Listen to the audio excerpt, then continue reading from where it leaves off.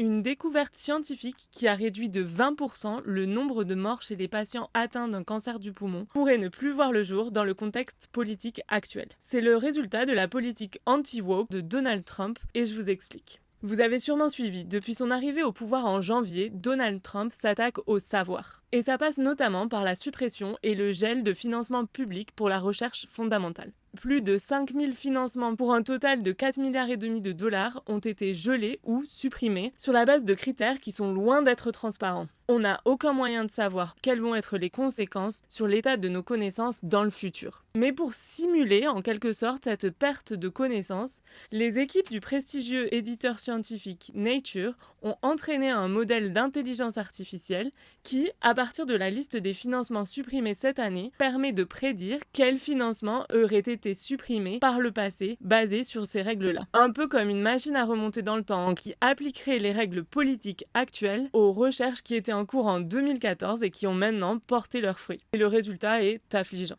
Plus de 1200 projets auraient été supprimés et des découvertes sur le microbiome de notre estomac, un domaine en plein essor dont on commence à peine à comprendre les conséquences sur notre santé, ou encore cette méthode de détection du cancer du poumon dont je vous parlais au début, rien de tout cela n'aurait vu le jour. Et c'est seulement 2 exemples, mais imaginez le nombre de nouvelles connaissances qui n'auraient jamais été découvertes. Évidemment, les règles étaient différentes à l'époque et les recherches que je vous cite ont bien eu lieu. Mais elles avaient toutes en commun de mentionner des mots comme diversité, inclusion ou encore expression, dans certains cas expression génétique, des mots qui sont maintenant jugés trop woke par le gouvernement de Donald Trump et qui du coup auraient valu à ces financements d'être tout simplement rejetés. Il est assez rare de voir les résultats de la recherche fondamentale qui est aujourd'hui attaquée. C'est un processus long qui prend plusieurs années et les résultats d'un projet de recherche à l'arrivée ne sont pas toujours ce qui avait été anticipé au départ. Ainsi, ce travail des équipes de Nature permet d'illustrer les conséquences très concrètes que peuvent avoir des politiques